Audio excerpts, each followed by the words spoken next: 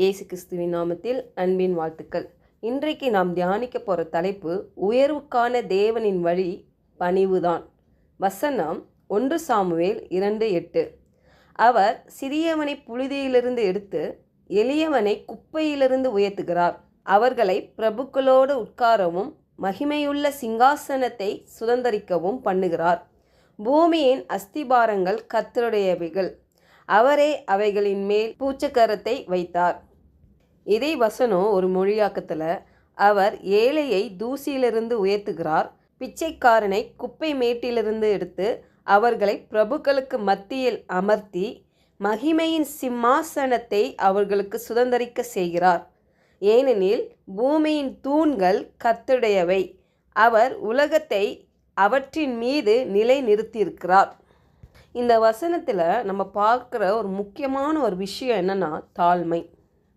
நம்ம இப்போ எந்த சூழ்நிலை நம்ம இருந்தாலும் பாருங்கள், நம்ம இருதயம் தாழ்மையாக இருக்கிறதா? தாழ்மையின் மனப்பான்மை இருந்தால் தான் பாருங்கள் சில வார்த்தைகள்லாம் நம்மளுக்கு நல்லா புரியும். ஏன்னா நம்ம தேவன் ஏழையை தூசியிலிருந்து உயர்த்துகிற தேவன். பாருங்கள், பிச்சைக்காரனை குப்பை மேட்டிலிருந்து எடுத்து அவர்களை பிரபுக்களுக்கு மத்தியில் அமர்த்தி மகிமையின் சிம்மாசனத்தை அவர்களுக்கு சுதந்தரிக்க செய்கிறார். வேதத்தில் தாவீதை நம்ம பார்க்கலாம். சங்கீதம் 70:5, நானோ சிறுமையும் எளிமையுமானவன், தேவனே என்னிடத்தில் தீவிரமாய் வாரும், நீரே என் துணையும் என்னை விடுவிக்கிறவருமானவர், கர்த்தாவே தாமதியாதையும். அவர் எப்பவுமே ஒரு உறவின் அடிப்படையில் தான் தேவன்கிட்ட பழகுவார். பாருங்கள், அவர் ஒரு ஆடு மேய்த்த தாவீது இல்லையா? பாருங்கள், அவர் ரொம்ப தாழ்மையாக தன்னை எளிமையாக அந்த சூழ்நிலையில் தான் அவர் வாழ்ந்தார். ஆனால் அந்த சூழ்நிலையிலும் அவர் இருதயம் அந்த உன்னதமான தேவனை நோக்கி பார்த்தது பாருங்கள்.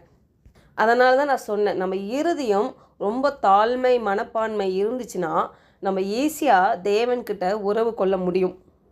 அவர் நம்மளுடைய தகப்பன். அந்த உறவில் பாருங்கள், இந்த தாவீது எப்பவுமே எல்லா சூழ்நிலையிலும் முதல்ல தேவன்கிட்ட தான் அவர் சமர்ப்பிப்பார் அவருடைய காரியங்களை.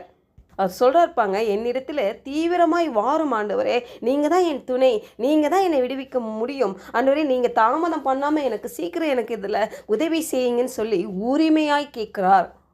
அதே மாதிரி தான் பாருங்கள், இந்த 1 சாமுவேல் 2:8 அந்த வசனம் அன்னாளுடைய ஜெபம். அது பாருங்கள், அவள் இறுதிய பாரத்தை போய் கடவுள்கிட்ட போய் ஊட்டுறா, சிந்தி விட்டா. அவருடைய இறுதிய பாரெல்லாம் கடவுள்கிட்ட அர்ப்பணிச்சிட்டா. அவளுக்கு பிள்ளை பாக்கியம் இல்லை.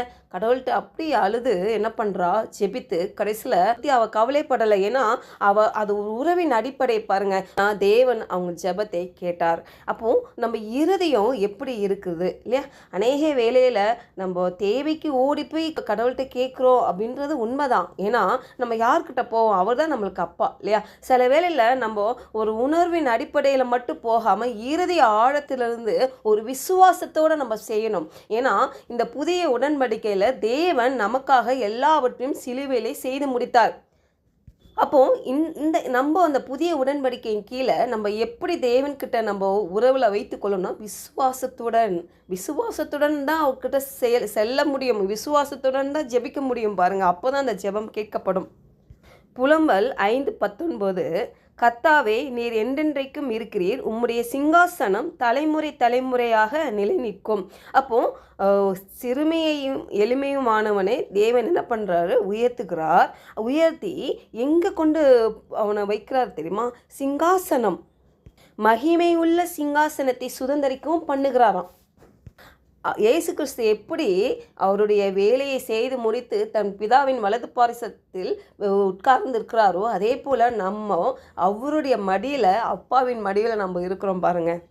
பாருங்க, அவருடைய சிங்காசனம் தலைமுறை தலைமுறையாக நிலை நிற்கிறதா இருக்கிறது.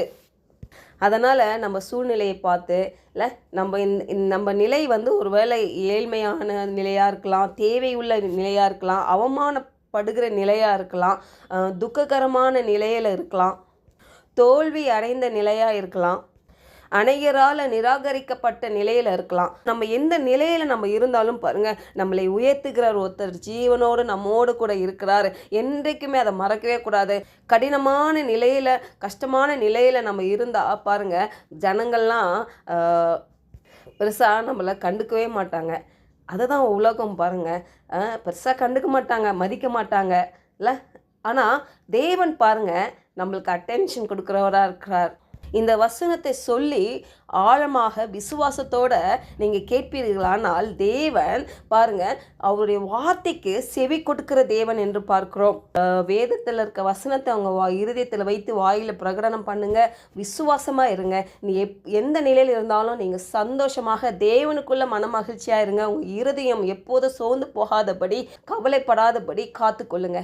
ஜெபிப்போம். பரலோக தகப்பனே, எங்கள் எளிமையான நிலையிலிருந்து, அவமானப்படுகிற நிலையிலிருந்து எங்களை எழுப்புகிற தேவனாக நீர் இருக்கிறதுக்காக உமக்கு நன்றி செலுத்துகிறோம். நான் அற்பமானவன் அல்ல ஆண்டவரே, நான் உம்முடைய பிள்ளை, மறக்கப்பட்டவன் அல்ல ஆண்டவரே, நான் மகிமைக்காக அழைக்கப்பட்டவன். நீர் எங்களுடைய உண்மையான அடையாளத்தை வெளிப்படுத்துகிறீர். அதுக்காக உமக்கு நன்றி செலுத்துகிறோம் கர்த்தாவே. எங்களை அப்பா பிரபுக்களோடும் ஆண்டவரே ராஜாக்களோடும் உட்கார வைக்கும் கிருபைக்காக நன்றி செலுத்துகிறோம். இயேசுவின் நாமத்தினால ஜெபிக்கிறோம் நல்ல பிதாவே, ஆமென்.